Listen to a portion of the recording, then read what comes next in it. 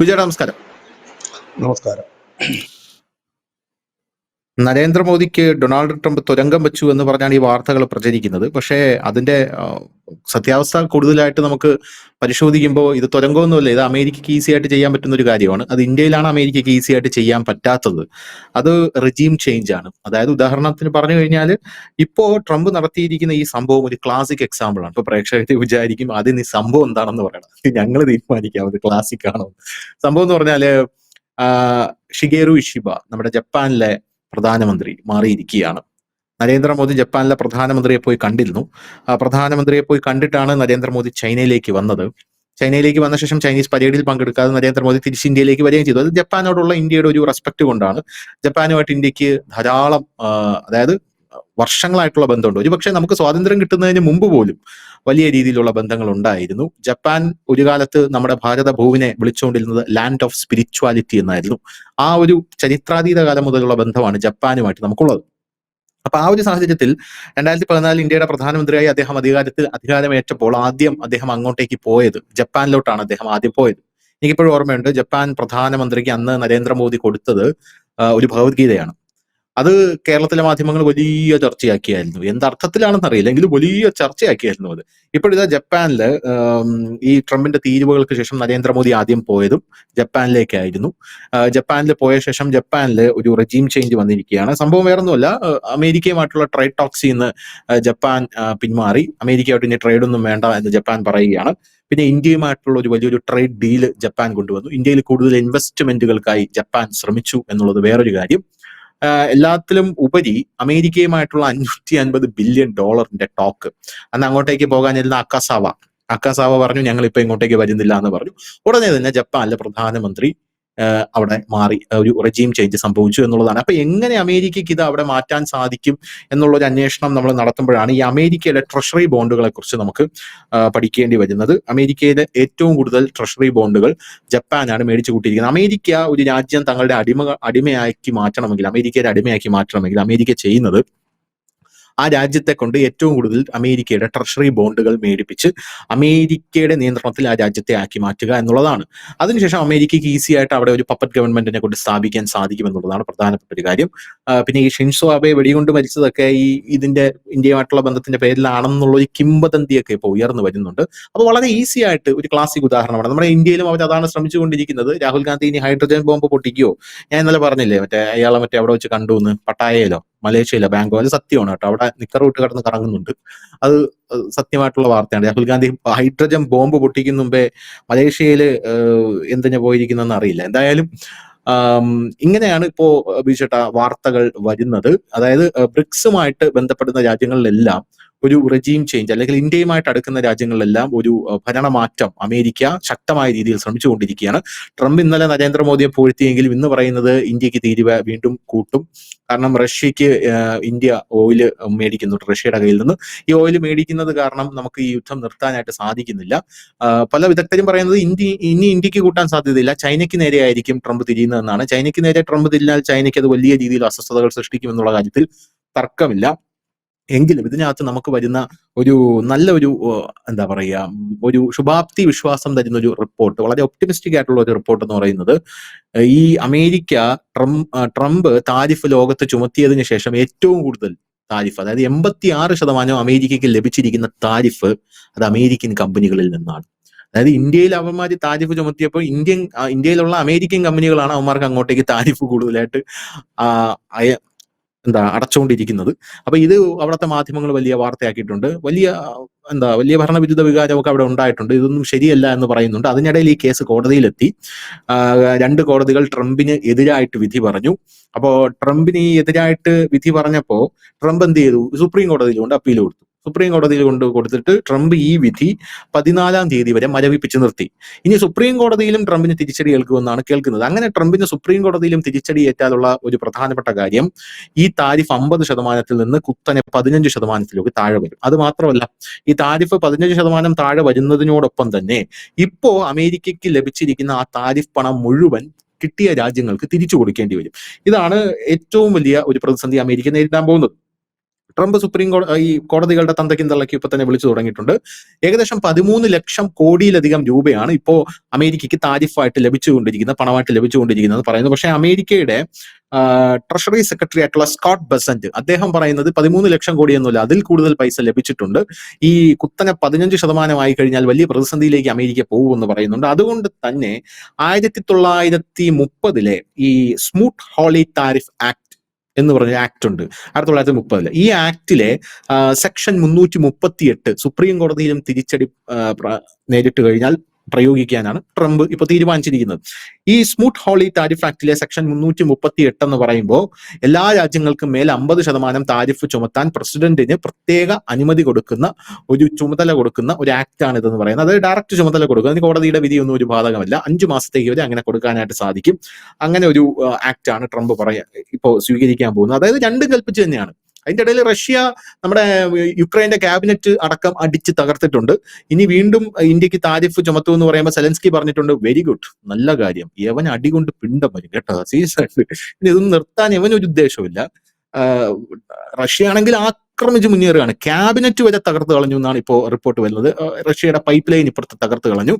ഒരു സ്ഥലത്ത് യുദ്ധം ഇങ്ങനെ കൊടുമ്പിരി കൊണ്ടുകൊണ്ടിരിക്കുകയാണ്. ഇനി എപ്പോഴാണ് ഈ യുദ്ധത്തിലേക്ക് ലോക രാജ്യങ്ങളും, അതായത് ഒരു തൊട്ടാൽ പൊട്ടുന്ന ബോംബായിട്ട് ലോകത്തിൽ ഈ റഷ്യ യുക്രൈൻ യുദ്ധം മാറിക്കൊണ്ടിരിക്കുകയാണ്. അതിൻ്റെ ഇടയിൽ ട്രംപിന്റെ ഈ വലിയ രീതിയിലുള്ള മണ്ടൻ നയങ്ങൾ, യുദ്ധം നിർത്തണമെങ്കിൽ ഞാൻ ബിജേട്ടനോട് അന്ന് പറഞ്ഞതുപോലെ ഇയാൾക്ക് വളരെ മാന്യമായിട്ട് നിർത്തണം. എന്തിനാണ് ഈ ഭീഷണിയൊക്കെ? നിർത്തണം, എല്ലാവരെയും റെസ്പെക്ട് ചെയ്തുകൊണ്ട് അങ്ങനെ പറഞ്ഞാൽ ഈ യുദ്ധം നിർത്താൻ ഒരു വഴി എവിടെയെങ്കിലും ഒക്കെ തുറന്നു കിട്ടുമെന്നാണ് ഞാൻ പ്രതീക്ഷിക്കുന്നത്. ഇപ്പോ ഇയാൾ ജപ്പാനിലെ പ്രധാനമന്ത്രി അടക്കം മാറ്റി ജപ്പാനിനെ വരുതിയിലാക്കാൻ ശ്രമിക്കുന്നു. ഇതൊക്കെ എങ്ങനെ ഇനി ഈ ട്രംപിനെ ബാധിക്കും, ഈ യുദ്ധത്തെ ബാധിക്കും? ഇതിപ്പോ കാര്യങ്ങൾ മൊത്തത്തിൽ കൈവിട്ടു പോയൊരു അവസ്ഥ പോലെയാണ് എനിക്ക് തോന്നുന്നത്. എന്താണ് ബിജുചേട്ടന് ഈ കാര്യത്തിൽ തോന്നുന്നത്?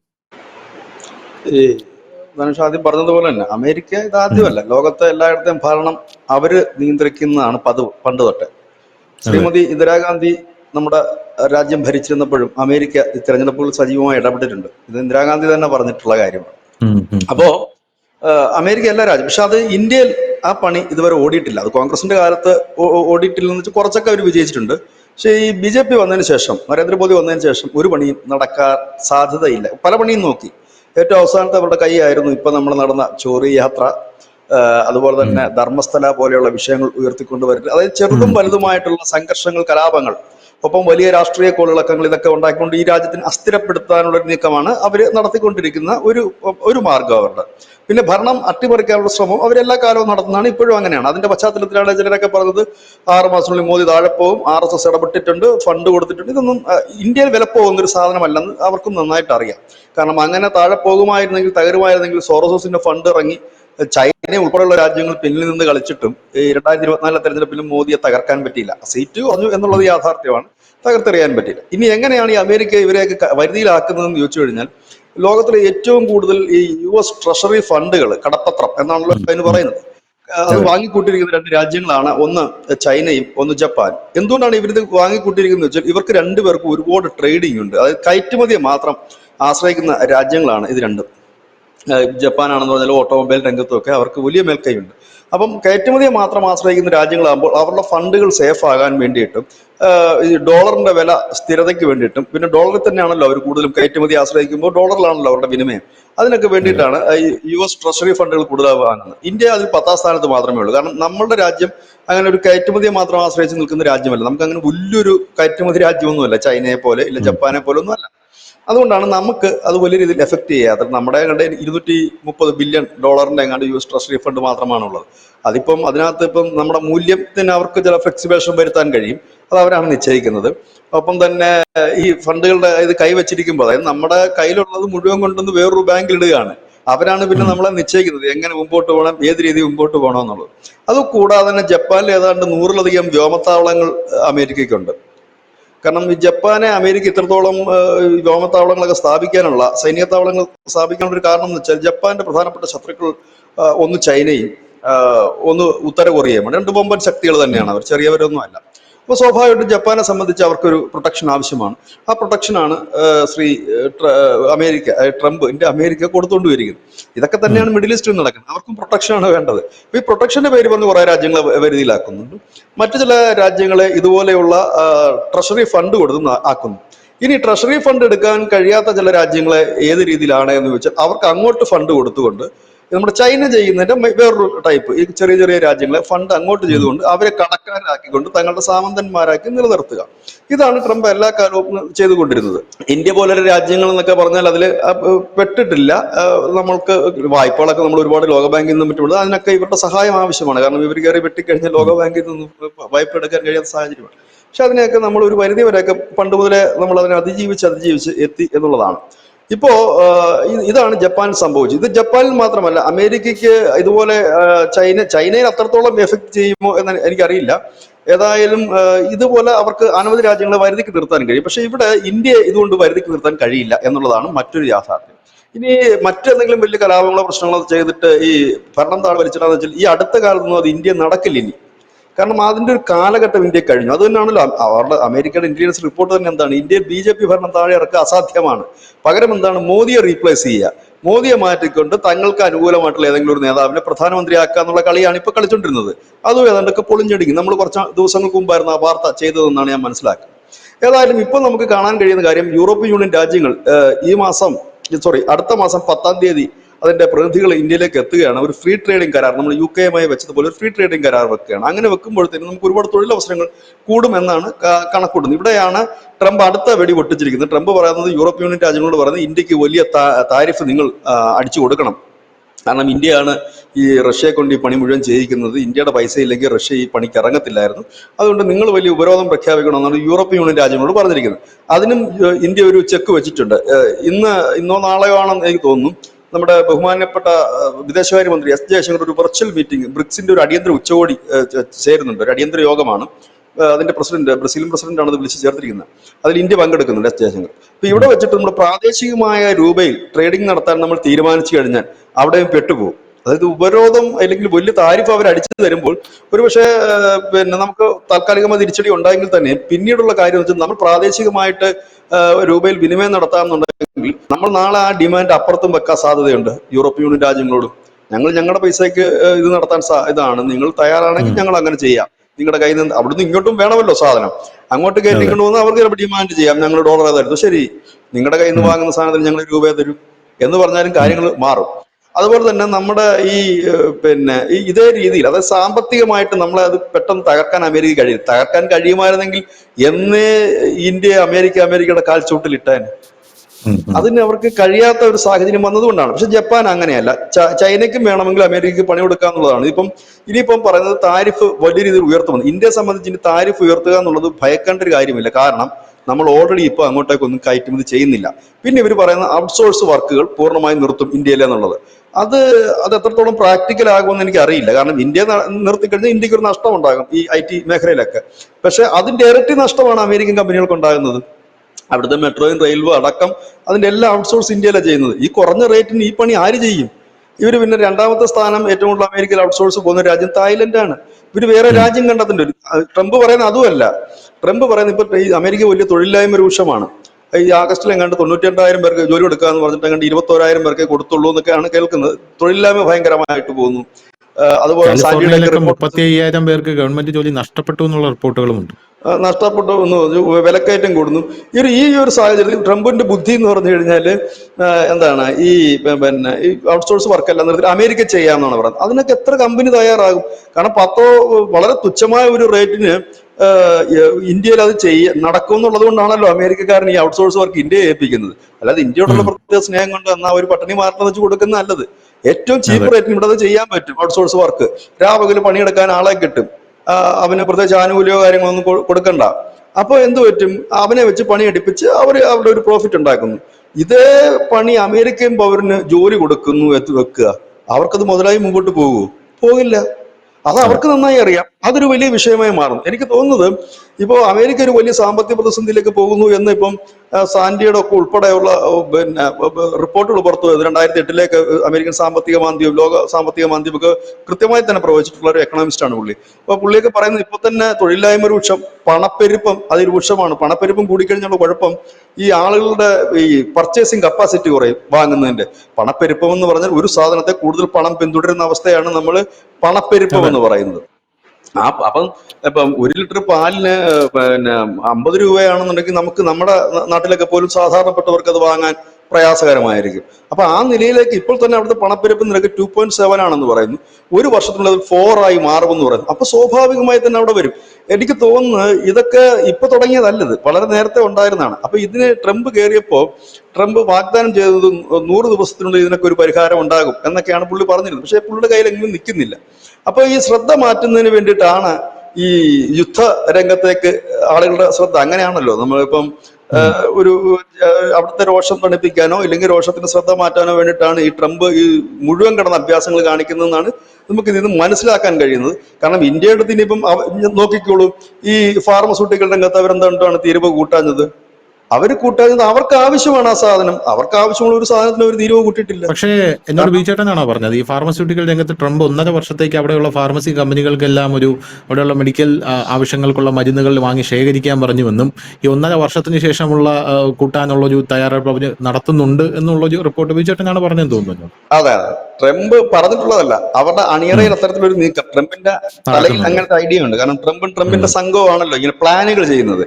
ഇപ്പൊ പ്ലാൻ അതെ. B, plan C, plan D, Z വരെ ഉണ്ട്. അപ്പം ഒരു ഉം. പ്ലാൻ ആണത്, അങ്ങനെ ചെയ്യണം. അപ്പൊ അതിന് മുമ്പ് മാക്സിമം വാങ്ങിക്കൂട്ടുക, സ്റ്റോക്ക് ചെയ്യുക. എന്നിട്ട് കാരണം ഈ ജനം പ്രശ്നം ഉണ്ടാക്കിയാലും കുറച്ചാളത്തേക്ക് നിൽക്കണമല്ലോ, അതുകൊണ്ടാണ് അത് ഉദ്ദേശിച്ചത്. അത് കൂട്ടിയിട്ടില്ല. ഇപ്പൊ ഈ ഔട്ട്സോഴ്സിന്റെ കാര്യമാണ് പറയുന്നത്. ഈ ഔട്ട്സോഴ്സിന്റെ കാര്യം പറഞ്ഞു കഴിഞ്ഞാൽ നേരത്തെ ധനുഷ് പറഞ്ഞതുപോലെ അമേരിക്കൻ കമ്പനികളാണ് ഏറ്റവും കൂടുതൽ ടാക്സ് അമേരിക്കക്ക് കൊടുത്തത്, താരിഫ് കൊടുത്തത്. ഇപ്പൊ അതെ. താരിഫ് വർധന വന്നപ്പോ ഇതേപോലെ ഈ ഔട്ട്സോഴ്സ് വർക്ക് കൊണ്ടുവന്നിട്ട് ഇവര് വേറൊരു സ്ഥലത്തേക്ക് വേറൊരു സ്ഥലമല്ല, അമേരിക്ക തന്നെ അത് വെക്കി കഴിഞ്ഞാൽ അത് മുമ്പോട്ട് പോകാനുള്ള പ്രയാസകരമാണ്. കാരണം അത്രയും പൈസയൊക്കെ കൊടുത്തിട്ട് ഒരു കമ്പനി ചെയ്യുമോ ഇല്ലയോ എന്ന് അറിയില്ല. ഇനിയിപ്പോ ഉം. സർവ്വതിനും താരിഫ് വർദ്ധിപ്പിച്ചു കഴിഞ്ഞിട്ട് ഇത് അതാ ഞാൻ പറഞ്ഞത്, ഇന്ത്യയുടെ അടുത്ത് ഇനി എന്ത് താരിഫാണ് കൂടുതലായിട്ട് ചെയ്യുക? കാരണം ഇന്ത്യയുടെ പ്രധാനപ്പെട്ട സമുദ്ര ഉൽപ്പന്ന കയറ്റുമതി ആയാലും വസ്ത്ര വിപണി ആയാലും ഇപ്പൊ പോകുന്നില്ല, കയറി പോകുന്നില്ല. അവിടെ ഇനിയിപ്പോ എന്ത് താരിഫ്? ഇനി അത് വേണമെങ്കിൽ 100 അടിക്കാം. കാരണം പോകാത്തൊരു സാധനത്തിന് 100 150 അടിക്കാം. പിന്നെ നമുക്ക് അവർക്ക് ചെയ്യാൻ പറ്റുന്നത് നമ്മുടെ ഫാർമസ്യൂട്ടിക്കൽ രംഗം, ഒപ്പം തന്നെ നമ്മുടെ ഈ പറയുന്ന IT ഔട്ട്സോഴ്സ് വർക്കുകളൊക്കെ നിർത്തുക. ഇതൊക്കെ എത്രത്തോളം ഇന്ത്യക്ക് ഇനി പ്രാക്ടിക്കൽ താരിഫ് അടിച്ചു ആണെന്ന് അറിയാം. കൊടുക്കാനുള്ള ഒരു നീക്കം അമേരിക്ക നടത്തില്ല എന്ന് പറയുമ്പോഴും ചൈനയ്ക്ക് നേരെ അമേരിക്ക തിരിയാനുള്ള സാധ്യത വളരെ കൂടുതലാണെന്ന് കേൾക്കുന്നു. ഈ ചൈനയ്ക്ക് നേരെ അമേരിക്ക തിരിഞ്ഞു കഴിഞ്ഞാൽ അത് അമേരിക്കയെ തന്നെ പ്രതികൂലമായി ബാധിക്കുമെന്നാണ് പല ആൾക്കാരും പറയുന്നത്. കാരണം അമേരിക്കയിലെ 75% ആൾക്കാരും ഏത് പ്രോഡക്റ്റ് ഉപയോഗിക്കുന്നെങ്കിലും അതിൽ 75% ചൈനയുടെ ഒരു കയ്യൊപ്പുണ്ടെന്നാണ് പറയുന്നത്. അപ്പോൾ അമേരിക്കയ്ക്ക് ഇന്ത്യക്ക് താരിഫ് അടിച്ചു തന്ന അതേ ഒരു ആർജവത്തോടു കൂടി ചൈനയ്ക്ക് താരിഫ് അടിച്ചു കൊടുക്കാനായിട്ട് സാധിക്കുമോ? അത് അമേരിക്കയെ വളരെ പ്രതികൂലമായിട്ട് ബാധിക്കില്ല. അപ്പൊ ട്രംപ് അതുകൊണ്ടാണല്ലോ ആദ്യം തന്നെ ചൈനയ്ക്ക് അത് കൊടുക്കാത്തത്. കാരണം ഇന്ത്യയെക്കാളും ഏറ്റവും കൂടുതൽ റഷ്യൻ എണ്ണ വാങ്ങിക്കുന്നത് ചൈനയും കൂടെയാണ്. അല്ല, വേറെയും കാര്യങ്ങളുണ്ട്. കാരണം ഉം. ചൈനയുടെ കയ്യിൽ കുറെ പിടുത്തങ്ങളുണ്ട്, റയർ മെറ്റൽസ് അടക്കമുള്ള കാര്യങ്ങൾ. അതൊക്കെ ഉണ്ട്. ചൈന അതെ. ഇപ്പൊ റയർ മെറ്റൽസ് കൊടുത്തില്ലെങ്കിൽ അമേരിക്കയുടെ ആയുധ വിപണി അതോട് തീർന്നു. ആയുധങ്ങൾ ഉണ്ടാക്കുന്നത്, ഫൈറ്റർ ജെറ്റുകൾ ഉം. ഉണ്ടാക്കുന്നത്, പണി അവിടെ തീരുകയാണ്. അത് അവർക്ക് നന്നായിട്ട് ഉം. അറിയാം. അങ്ങനെയാണല്ലോ ഇപ്പൊ ചൈന ഒന്ന് പിടിമുറുക്കിയപ്പോഴാണല്ലോ അവിടെ നിന്ന് അയഞ്ഞു തുടങ്ങിയത്. ഇന്ത്യയുടെ അടുത്ത് ഉം. കാണിക്കുക. കാരണം വേറൊരു കാര്യമുണ്ട്, ചൈനയെ സംബന്ധിച്ച് അവരുടെ 77% കയറ്റുമതിയും US അതെ. ഒരു 100 അമേരിക്കക്കാരൻ ഒരു സാധനം വാങ്ങുമ്പോൾ അതിൽ 44 പേരും വാങ്ങുന്നത്, 44% പേരും വാങ്ങുന്നത് ചൈനീസ് ഉൽപ്പന്നങ്ങളാണ്. ഓക്കെ, അതെ. അവന് താരിഫ് കൂടുതൽ അടിച്ചു കൊടുക്കാം, ഈസിയാണ്. നമ്മളെക്കാൾ ഉം. കൂടുതൽ താരിഫ് അടിച്ചു കൊടുക്കേണ്ടത് ചൈനയ്ക്ക് തന്നെയാണ്. കാരണം ഏറ്റവും കൂടുതൽ ഉൽപ്പന്നം അവിടെയാണല്ലോ, ചൈനയും റഷ്യയുടെ. എന്തുകൊണ്ടാണ് ട്രംപ് മുട്ടുപറയ്ക്കുന്നതെന്ന് ചോദിച്ചു കഴിഞ്ഞാൽ, ഇവൻ ഇപ്പുറത്തും ഇവന്റെ കയ്യിലും ഉണ്ട് പ്രധാനപ്പെട്ട അവർക്ക് വേണ്ട കാര്യങ്ങൾ. അതിന് ചൈന ബ്ലോക്ക് ചെയ്ത് കഴിഞ്ഞാൽ തീരും അതോടുകൂടി. കാരണം ആയുധ വിപണിയാണ് അമേരിക്കയെ സംബന്ധിച്ച് അവരുടെ ഏറ്റവും ടോപ്പ് ബിസിനസ്. അതിനെ മന്ദീഭവിക്കാനോ വെക്കാനോ ഇടയാകും. അതൊരു വലിയ പ്രശ്നമാണ് ട്രംപിനെ സംബന്ധിച്ച്. പിന്നെ ഈ ചൈനീസ് ഉൽപ്പന്നങ്ങൾ എന്നൊക്കെ പറഞ്ഞാൽ അത്രത്തോളം പിടിമുറുക്കി കഴിഞ്ഞിരിക്കുന്നു അമേരിക്കയിലൊക്കെ. ആ ഉൽപ്പന്നങ്ങൾ ഒറ്റയടിക്ക് നിർത്തിക്കഴിഞ്ഞാൽ അവിടെ ഉണ്ടാകുന്ന ഈ പണപ്പെരുപ്പം, ഒന്ന് ഈ തൊഴിലില്ലായ്മ ഇപ്പൊ നിലവിലുണ്ട്, ഇതൊക്കെ കൂടിക്കഴിഞ്ഞാൽ അവിടുത്തെ ജനം തന്നെ തിരിയില്ലേ? അപ്പൊ അതുകൊണ്ടാണ് ഉം. ചൈനയെ എടുത്തല്ല, ചൈനയെ സൂപ്പിച്ച് കൂടെ നിർത്തുന്നുണ്ടല്ല, ചൈനയെ എടുത്തൊരു പണിയും നടക്കത്തില്ല നിലവിൽ. പിന്നെ ഇപ്പൊ ചെയ്യാൻ പോകുന്ന നമ്മൾ കണ്ടതാ, ചൈനയ്ക്കെതിരെ 165% താരിഫ് അടിച്ചു കൊടുത്തപ്പോൾ അവർ നേരെ 145 അടിച്ച് തിരിച്ചു കൊടുത്തു. എന്നിട്ട് അപ്പൊ തന്നെ മരവിപ്പിച്ച് നിർത്തിയിരിക്കുകയാണ്. ഇതാണ് അവിടുത്തെ ഉം. ഒരു പ്രധാനപ്പെട്ട വിഷയം. പിന്നെ അവസാനമായി നമുക്ക് പറഞ്ഞു വരുന്നൊരു കാര്യം എന്ന് വെച്ച് കഴിഞ്ഞാൽ, ധനുഷ് സൂചിപ്പിച്ചതുപോലെ ഈ US സുപ്രീം കോടതിയുടെ വിധി വരുന്നു. October 14 വരെ മരവിപ്പിച്ചിരിക്കുകയാണ്. അപ്പൊ ആ വിധി വരുമ്പോഴത്തേനും ഈ താരിഫ് തിരിച്ചു കൊടുക്കേണ്ടി വരുമോ ഇല്ലയോ, അതിനുള്ള സാധ്യതകൾ നിലവിലില്ല. കാരണം ഈ വിധി വന്നാലും അതിനെ മറികടക്കാനുള്ള ഒരു തന്ത്രം ആണ് ഈ പറഞ്ഞ 5 മാസത്തേക്കൊരിത്. പക്ഷെ ആ 5 മാസത്തെ വെച്ച് താരിഫ് പ്രഖ്യാപിക്കുന്ന ഒരു പ്രാക്ടിക്കലായ കാര്യമല്ല. അത് എല്ലാവർക്കും അറിയാവുന്ന ഒരു കാര്യം തന്നെയാണ്. അപ്പൊ ട്രംപ് അവസാനത്തെ പൂഴിക്കടകനാണ്. തങ്ങളുടെ കൂടെ വരുതിക്ക് നിൽക്കുന്ന കുറെ രാജ്യങ്ങളെ വരുതിക്ക് നിർത്തുക. അതാണ് ഇപ്പോൾ ട്രംപ് നടത്തിക്കൊണ്ടിരിക്കുന്ന ഒരു നീക്കം. ആ ഒരു നീക്കം കൊണ്ട് എത്രത്തോളം മുമ്പോട്ട് പോകാൻ കഴിയും എന്നുള്ളത് കാത്തിരുന്ന് കാണേണ്ടതായിട്ടുള്ളൊരു കാര്യമാണ്. കാരണം അങ്ങനെയാണ് എന്നുണ്ടെങ്കിൽ ട്രംപിന് അധികം, കാരണം ഇന്നിപ്പോ ബ്രിക്സ് ഉച്ചകോടിയുടെ എന്താണ് റിസൾട്ട് എന്ന് നമുക്ക് അറിയില്ല. ആ റിസൾട്ടൂടെ വന്നിട്ട് ഇങ്ങനെയാണ് നമ്മൾ കൂടുതൽ ട്രേഡിംഗ് മുമ്പോട്ട് കൊണ്ടുപോകാനുള്ള തീരുമാനം ആണ് നേരത്തെ അതിൽ എടുത്തിരുന്നത്. അതൊക്കെ കുറച്ചുകൂടെ ശക്തി പ്രാപിക്കുകയും പ്രാദേശിക രൂപയിലേക്ക് നമ്മൾ ട്രേഡിംഗ് മാറ്റുകയും കൂടി ചെയ്താൽ കുറച്ച് സമയം, ഞാൻ പറഞ്ഞില്ലേ, ഒരു 3-4 മാസത്തേക്ക് ഇന്ത്യക്ക് കുറെ ബുദ്ധിമുട്ടുണ്ടാകും. നമ്മുടെ അടുത്ത GDP വരുമ്പോൾ അതിലൊരു 0.2 മുതൽ 0.5 വരെ നമുക്ക് കുറവുണ്ടാകും. അതൊക്കെ സ്വാഭാവികം തന്നെയാണ്. പക്ഷെ ഇതിനെ അതിജീവിക്കും എന്നുള്ള കാര്യം യാതൊരു സംശയവുമില്ല. ഇതിപ്പം നമ്മൾ പറയുന്നതല്ല അതിജീവിക്കും എന്നുള്ളത്, അമേരിക്കയിലൊക്കെ ഉള്ള എക്കണോമിസ്റ്റുകൾ തന്നെ പറയുന്നതാണ്. അവരെ സംബന്ധിച്ച്, കാരണം ധനുഷാണെന്ന് തോന്നുന്നു രാവിലെ എന്നോട് പറഞ്ഞത്, അവിടുത്തെ മാധ്യമങ്ങളൊക്കെ പറയുന്നു ട്രംപ് ചെയ്ത ആകെ ഒരു ഗുണം നമ്മൾ ചൈനയ്ക്കെതിരെ ഇന്ത്യയെ കൂടെ ഒക്കെ ഉൾപ്പെടുത്തിക്കൊണ്ട് സഖ്യം രൂപീകരിച്ച് വരികയായിരുന്നു. ഇപ്പം എല്ലാവരും നമുക്ക് എതിരാകുന്ന രീതിയിലേക്ക് മാറി ട്രംപിന്റെ കാര്യം എന്നുള്ളത്. അതെ.